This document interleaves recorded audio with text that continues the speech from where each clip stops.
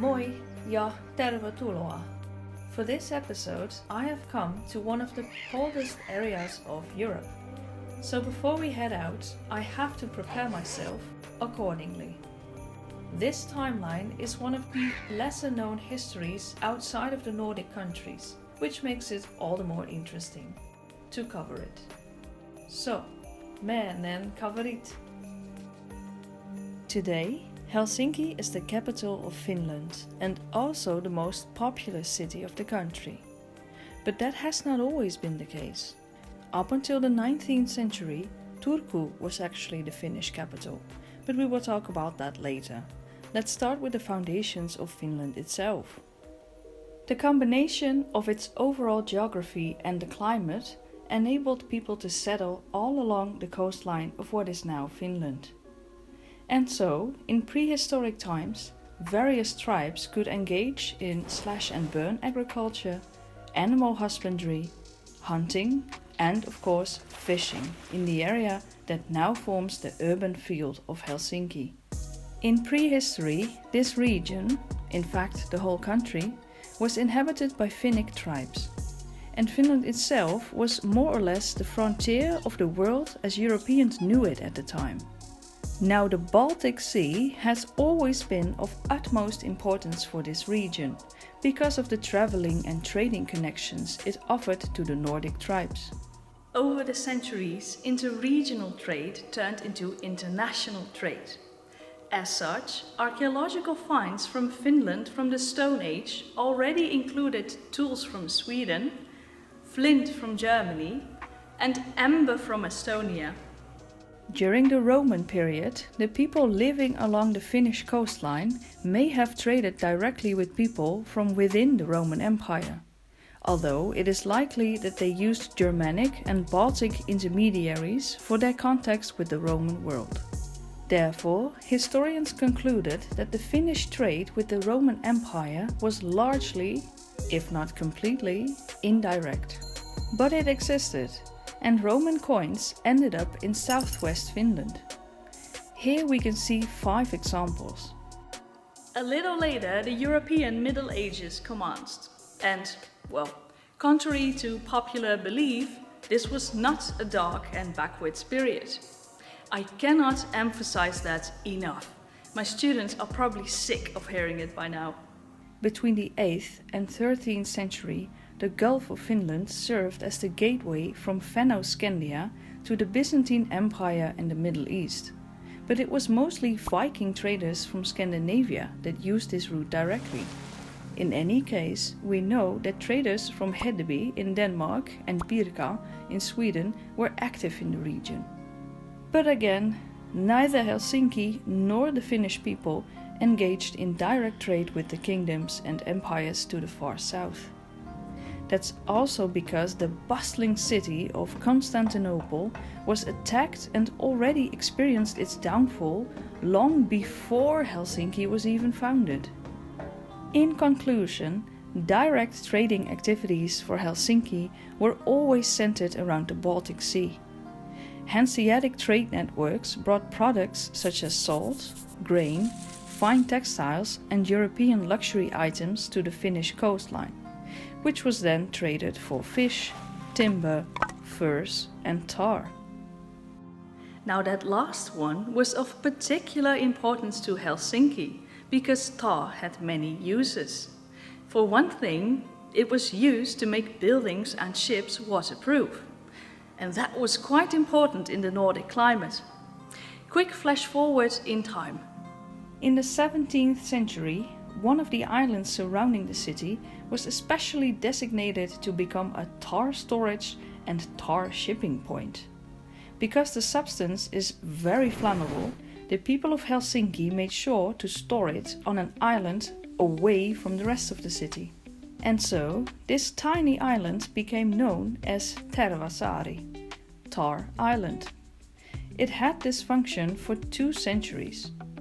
After that, the island was briefly used by the Finnish military, and when a permanent causeway was constructed in the 1930s, its function changed once again, this time into a public park.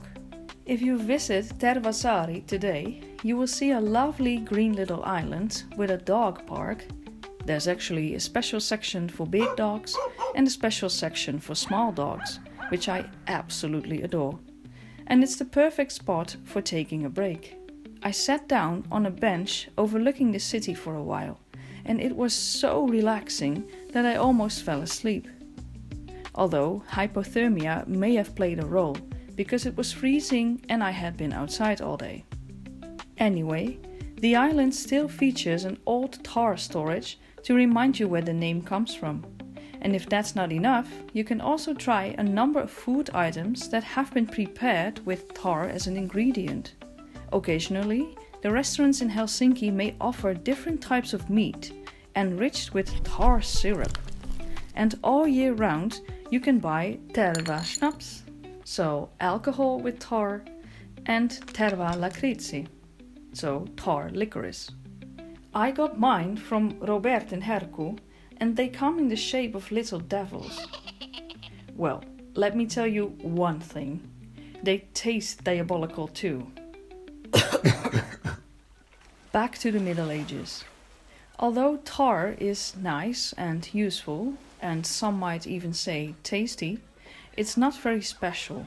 So the Finnish people had to rely on indirect trade through merchants from other areas for the more exotic products from further away, such as silk and spices. One of the greatest medieval developments for the Nordic countries was the rise of proper cities. For centuries, life moved at a quiet rhythm. Think of fishing, hunting, and cultivating the land. But everything changed in the 13th century. Finland was gradually drawn into the orbit of the Swedish Empire. And with that came a new force: urbanisation. The first city to rise in what is now Finland was Turku, or in Swedish, Åbo, founded between 1230 and 1250, roughly during the reign of the Swedish king Erik Eriksson. Turku connected Finland to Sweden and to the rest of Europe, and so it remained the most important city in the region for centuries. It was only much later, in 1550, that the ambitious Swedish king Gustav Vasa ordered the founding of Helsingfors, and so Helsinki was born with the Swedish name Helsingfors. The city was established when a royal estate was built by the natural rapids that you can see here, and the inhabitants from surrounding hamlets were forced to move there. The idea was that Helsingfors would be able to compete with Reval, present-day Tallinn in Estonia, which was a Hanseatic trading port that was apparently successful enough to annoy Gustav Vasa. So in 1559 he granted Helsingfors official city rights. However, the city did not develop as much as he hoped it would, and so around 1640 both the administration and the citizens were moved to Esnäsgatan, or Vironimi in Finnish. Now Helsingfors was closer to the waterside, which made it much better accessible for larger ships. So now it was truly strategically positioned along the Gulf of Finland. Sadly enough, the trading networks that Helsingfors maintained could not prevent a famine from breaking out around 1695. One thing about Finland is that its landscape can be very cold and unforgiving, not only for the people, but also for the animals and the crops. The summer of 1695 was unusually cold and wet. Heavy rainfall made the crops in the fields drown and rot rather than flourish. Especially grain was essential, and without the usual harvests, the townspeople grew desperate. The markets were empty. Nobody could buy or sell anything. By the time autumn arrived, even most of the available animals had been eaten already. The famine lasted for about 3 years, and thousands of lives had been claimed by hunger, sickness, or just by the cold. It had turned Helsingfors into kind of a ghost town. But the city, in fact all of Finland, would experience a very shaky 18th century because a large-scale conflict broke out in 1700. It would last for 21 years and it became known as the Great Northern War. What happened? In the year 1700, a coalition of European powers formed an alliance to challenge the Swedish Empire. Sweden, under the young King Karl XII, controlled large parts of Northern Europe, including Finland, Latvia, Estonia, Lithuania, and parts of northern Germany. Officially, the war began in March, when the coalition launched their first joint attacks. They expected Sweden to be vulnerable and its government to be failing due to its young monarch. However, King Karl responded swiftly and effectively. First, he forced Denmark out of the war, and then he defeated a much larger Russian army at the Battle of Narva on the 10th of December. For several years, Sweden maintained the upper hand. King Karl focused on defeating Poland, but he should have spent more attention to Russia, where Tsar Peter the Great was reforming and strengthening his army and navy, and at the same time founding St. Petersburg as the new Russian capital. In 1708 and 1709, Karl led a campaign into Russia, but it ended disastrously. At the Battle of Poltava in June 1709, the Swedish army was decisively defeated by the Russians. After Poltava, Sweden was gradually pushed back. And to make matters worse, a severe outbreak of the bubonic plague struck the region, taking many lives in Helsingfors in particular. The epidemic was part of a wider wave of disease that swept through the Baltic region during the early 18th century. It was likely brought to Helsingfors by ship, and it spread quickly due to the movement of soldiers, merchants, and refugees. Since there was no effective treatment for the plague, many people caught the disease and died. The 1710 plague was and remains one of the deadliest events in Helsinki's history, because it is estimated that between 1/3 and 2/3 of the city's population died in just a few months. Needless to say, it took the city years to recover from this economic and demographic blow. This enabled Russian forces to advance into Finland, and part of this campaign was to capture Helsingfors. The Russian conquest brought hardship to the city because it was burned and damaged. The occupation lasted for about a year, until 1714, when Swedish troops retook the town. The Swedish king actually spent several years in exile in the Ottoman Empire before returning to Sweden in 1715. Upon his return, he quickly realized that he had lost much of the territory around the Baltic Sea that he used to control. The war ended in 1721 with the Treaty of Nystad. Sweden had to hand over Estonia, Livonia, Ingria, and part of Karelia to the Russian Empire. Although most of Finland remained part of the Swedish Empire after the Great Northern War, Finland also gained a new political position, namely that of a kind of borderland between Sweden and Russia. But before that became problematic, Helsingfors's reconstruction and development continued, slowly but surely. Still, the war had shown that the region could benefit from a better defense plan, and after Russian troops occupied the city again in 1742, the Swedish government took action. The construction of a large military complex on several islands off the coast began. Building activities started in 1748 under the direction of Augustin Ehrensvärd, a Swedish military officer and engineer. And boy, did he have a vision. Ehrensvärd wanted to create not just a fortress, but a fortified naval base that could serve both defensive and logistical purposes. The end result was the magnificent Sveaborg fortress, which is now known as Suomenlinna. It's an impressive story and it deserves its own video. So if you want to learn more about the famous fortress island, you can find the Suomenlinna timeline on our channel or in the description below.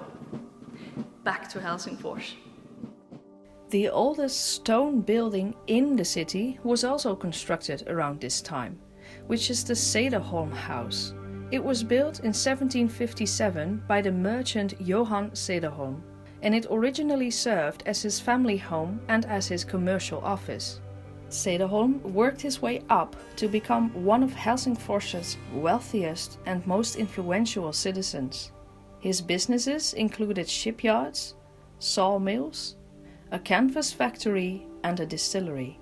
His social standing was further elevated when the Swedish king appointed him as a knight in the Order of Vasa in 1799.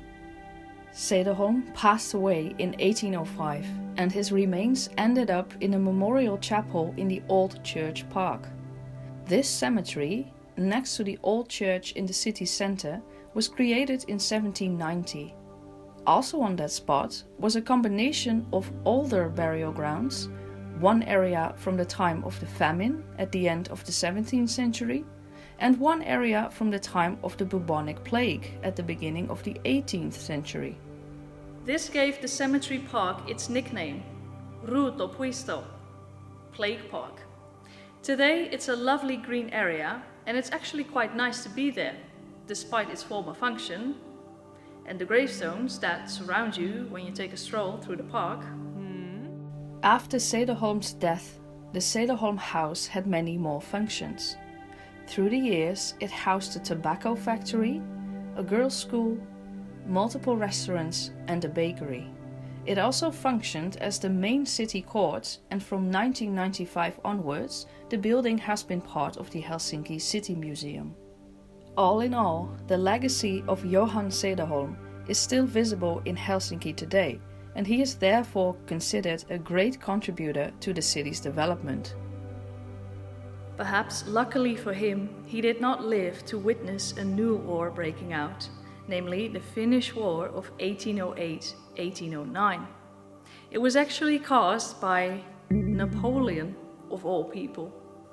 Napoleon pressured his newly found ally Russia to force Sweden into the continental system, which was an economic trade blockade against Britain. Sweden itself refused to join Napoleon's economic policies, and so Russia attacked Finland. The Russians invaded in February 1808, and it wasn't long until they gained the upper hand. The Swedish troops were unprepared and outnumbered everywhere, so the Russian soldiers could even cross into northern Sweden. It didn't end well for the Swedish Empire. Finland was lost for good, and in 1809 it became part of the Russian Empire as the autonomous Grand Duchy of Finland. But that was the start of a period that wasn't so bad, at least in the long run, because the foundation was laid for further development. For one thing, it sparked a revival of the local language, and it led to cultural autonomy. A Finnish national identity began to take shape. This was when the Finnish name, Helsinki, became more and more common in daily speech than the older Swedish name of Helsingfors. Even so, Finland is still bilingual today. For example, all traffic signs include the Finnish names for places and facilities and the Swedish names right below. So the Swedish linguistic influence remained. In this period, Helsinki underwent quite drastic design changes. Most importantly, the city became the new capital of Finland in 1812. Or maybe not yet of an independent Finland, but Tsar Alexander I decided to move the capital of his Finnish Grand Duchy from Turku to Helsinki, because he discovered that Turku was still very much politically and culturally connected to nearby Sweden. So Alexander hoped that he could reduce the Swedish influence in Finland by moving the administrative center closer to the Russian capital of St. Petersburg. The German architect Karl Ludwig Engel was commissioned to reshape the city center and to transform it into a booming capital with a fancy neoclassical look and modern, up-to-date facilities. Engel designed many of the city's landmarks, the most prominent being the Helsinki Cathedral. It was originally named St. Nicholas Church in honor of Tsar Nicholas I, who was, of course, the Grand Duke of Finland at the time. The church building was finished in 1852, and despite the name, it was used as a Lutheran place of worship right from the beginning, rather than a Russian Orthodox church. The Helsinki Cathedral really towers over the city, overlooking Senate Square. This square was modeled after the central square of St. Petersburg, and this was ever more confirmed when a statue of Tsar Nicholas II was unveiled in 1894. Of course, building an Orthodox counterpart was inevitable under Russian rule, and so the construction of the Uspensky Cathedral began in 1862. 6 years later, the church was completed, and its red brick, onion domes and many gold crosses form a stark contrast to the clean and sober Lutheran Helsinki Cathedral. The Orthodox Cathedral was built on a hillside in the Katajanoka district, which was no coincidence because this is where many red brick barracks for the Russian army and navy were constructed in this period. After Finland's independence in 1917, the barracks served the Finnish army and navy instead. Today, the buildings belong to the Finnish Ministry of Foreign Affairs. If you ever stroll around Katajanoka, do not miss the Finnish icebreaker fleet along the north side of the island, because it is pretty cool to see these giants. In the Russian period, the city planners also began to replace wood as a construction material with more fire-resistant materials like brick and stone. Due to the abundance of forests in Finland and in line with traditional building practices, early Helsinki was primarily made up of wooden houses. Yet, as elsewhere in Europe, fires were a constant threat, and many of the wooden constructions from the early days were destroyed. And now that Helsinki had become the capital, that had to change. Yet one particular house remains as a living memory that can be visited, and that is the Ruiskumestarin talo, or the Burger's house. It's the oldest surviving wooden residential building in the city center.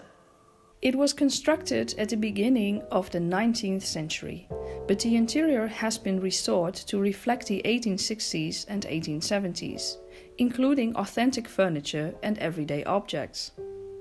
Once you enter the house, you also enter middle-class urban life in 19th century Helsinki. Mind you though, it is closed in wintertime. Between October and May, the children of the nearby kindergarten use the courtyard to play, and therefore the premises are not accessible. But the museum offers a 360-degree online tour of every room, so you can actually explore the house all year round when you visit their website. Oh, look at that! There's traditional bread hanging from the ceiling. Really lovely. Speaking of bread, Kaupatori now became the central outdoor marketplace of Helsinki, replacing the older, more scattered market areas. It was purposefully established by the harbour and adjacent to the Senate Square and the new government buildings. There are two important monuments on the square, one of them actually being the oldest public monument in the city, namely the Tsarina's stone. It's a red granite obelisk with a double-headed eagle designed by Engel and unveiled in 1835 to commemorate Tsarina Alexandra Feodorovna's visit to the city 2 years earlier. The other is a mermaid fountain made out of bronze and gracefully named Havis Amanda. It was made by Ville Wahlgren, installed in 1908, and it represents the rebirth and rising of Helsinki from the sea. There are more artworks and sculptures nearby, especially in the Esplanade Park, tucked in between the two sides of the city's main promenade.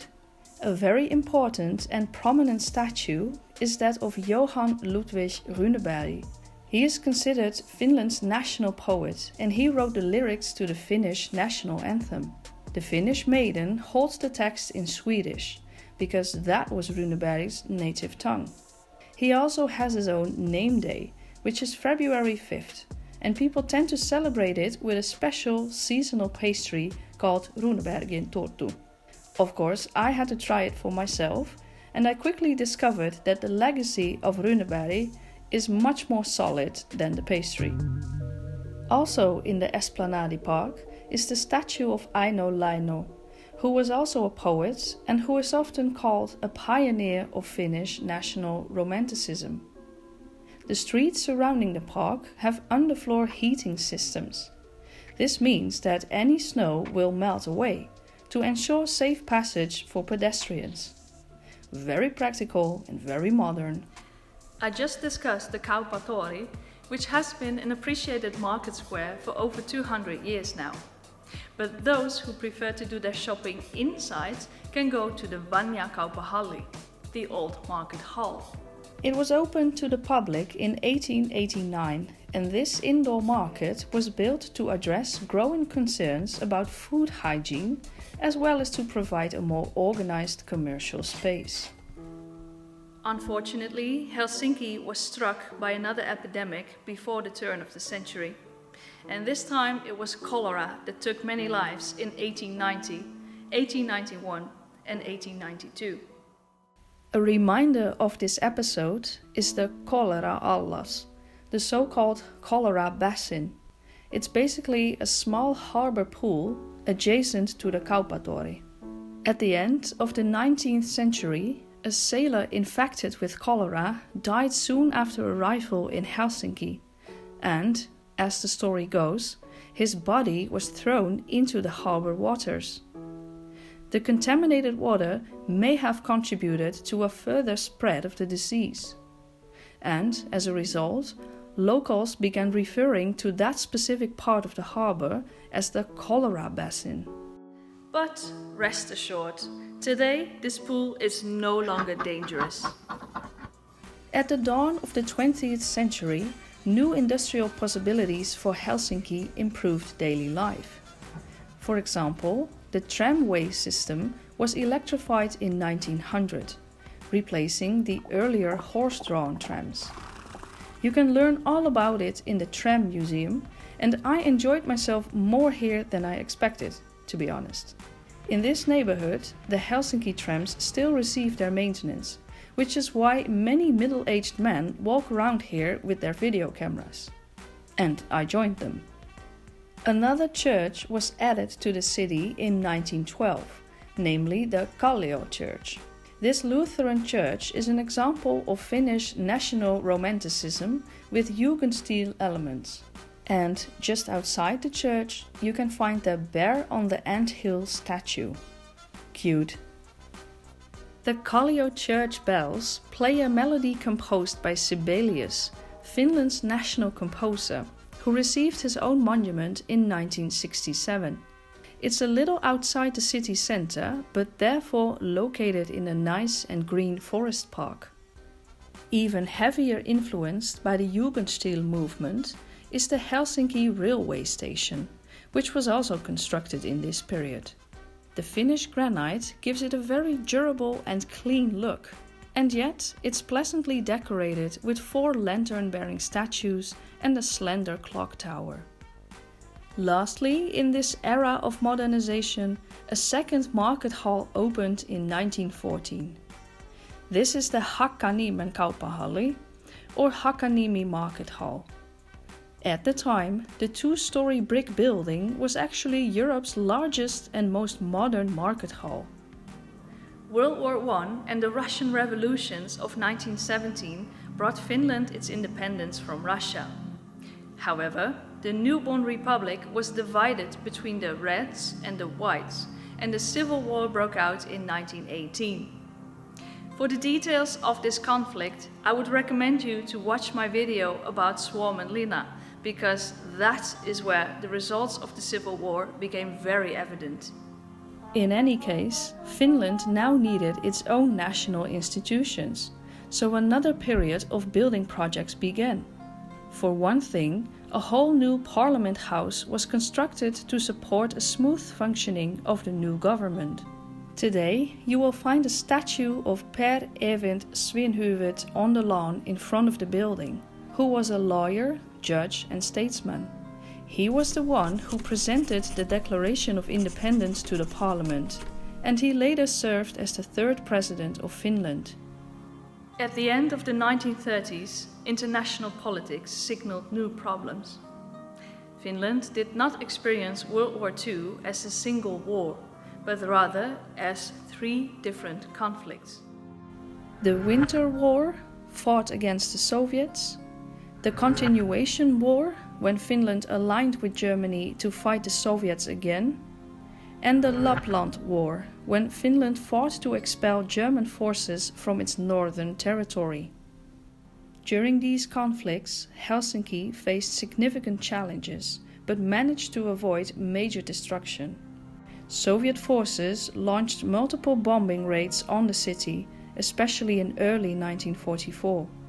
Helsinki responded with a well-organized civil defense system, including deliberate blackouts, decoy fires, and strong anti-aircraft defenses. This helped protect the city from widespread damage. Even so, many civilians endured food scarcity and were forced to evacuate to safer areas. After the war, Finland maintained its independence, but the peace treaty with the Soviet Union was not ideal. Finland had to pay reparations and lost some of its territory. Luckily, Helsinki in specific recovered relatively quickly, and the city council now knew the best practices for civil defense. These lessons were remembered in the age of the Cold War, leading to the creation of a very intricate underground tunnel and bunker system right below the city's surface. A place where much of Helsinki's history comes together is the Hietaniemi Cemetery. Most of the Finnish presidents are buried here, and it's also where the Mannerheim monument is. Carl Gustaf Emil Mannerheim is one of the most prominent figures in Finnish history. He was born into a Swedish-speaking noble family during the period of Russian control. After military training in St. Petersburg, he began a long career in the Imperial Russian Army, serving for over 30 years. Following the Russian Revolution in 1917, Mannerheim returned to Finland.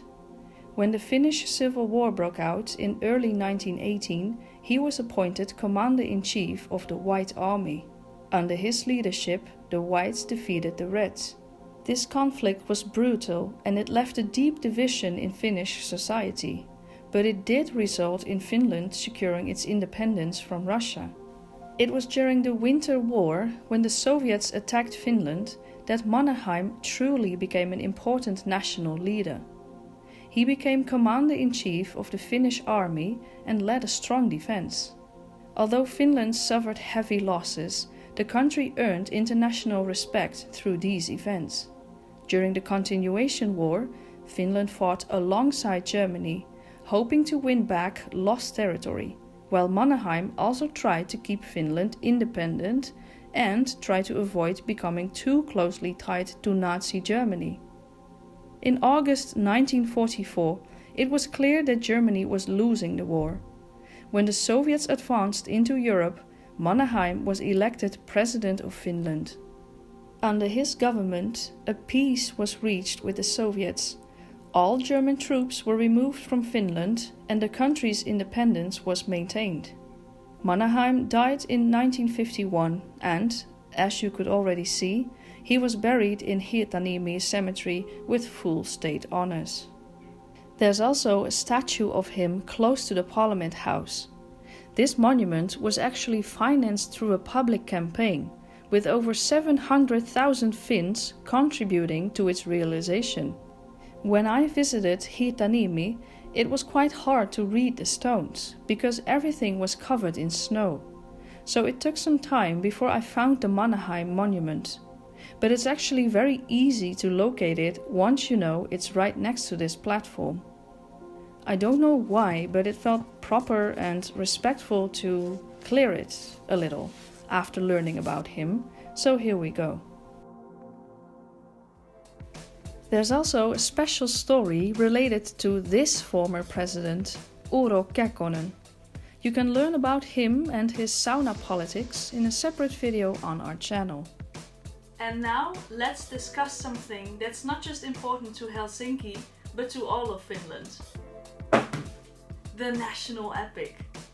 It's called the Kalevala, and it was compiled in 1835 by Elias Lönnrot, a Finnish physician and folklorist. He collected and edited traditional Finnish oral poetry and folk stories from various regions, creating this national epic that shaped Finnish identity.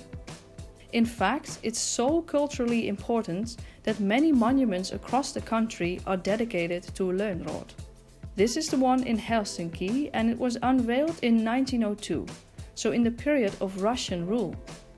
Interestingly enough, the statue was unveiled at night, without a public ceremony, due to the politically charged atmosphere at the time.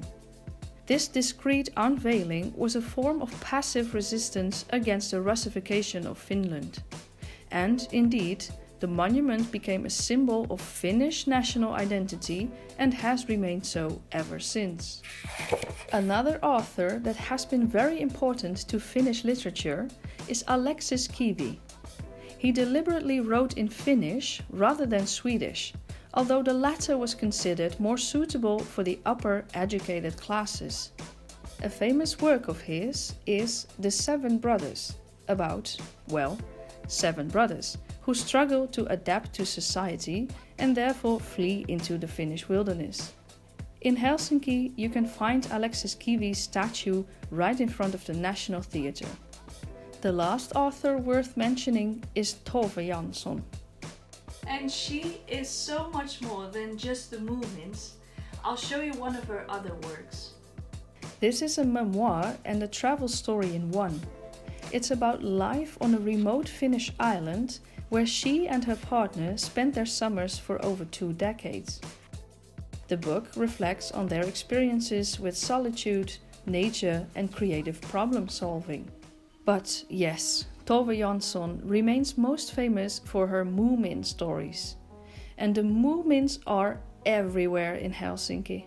I'm pretty sure that you can read the work of either Lönnrot, Kivi or Jansson at one of the many public libraries in the city. I briefly visited the National Library and I was so amazed by the stunning architecture. It's probably no surprise that Carl Ludwig Engel designed it. Speaking of which, design is something that Finland is known for. Clean, nature-inspired and often high-end. The story of the Temple-Jaakko Church ticks all those boxes. In the heart of Helsinki, there had always been a granite hill. Just a massive rocky outcrop surrounded by the city streets. Some people wished to build something on top of it, but none of these plans were ever realized. But then, in the 1960s, 2 brothers saw something different in that stone. Instead of building on top of the hill, they imagined a church inside of it. And so the rock was carved, and in 1969 the church was completed. Light poured in from 180 windows around a great copper dome, and the rough stone walls carried music in a way that no cathedral ever could before. At first, people were uncertain and even angry. "This looks like a bunker," they said. But when the doors opened and people had seen the inside, public opinion improved. In fact, people started to come from near and far. Not just to worship in the church, but also to simply sit in silence and admire the architecture. Also appreciated is the work of Alvar Aalto, who can be considered Finland's most famous architect/designer. He studied architecture at the Helsinki University of Technology, which is now renamed Aalto University in his honor. Alvar Aalto is known for designing many famous buildings, furniture, glassware and lighting. His work is often exhibited in the Helsinki Design Museum right behind me. In 2012, Helsinki was even named the World Design Capital. A recent addition to the city's architecture is the Kamppi Chapel, also known as the Chapel of Silence. It is, in fact, a chapel in the middle of the city center. Outside the walls, traffic passes by and people are everywhere. But once you step foot inside this sanctuary, which is completely constructed from wood, you don't hear anything. Total silence.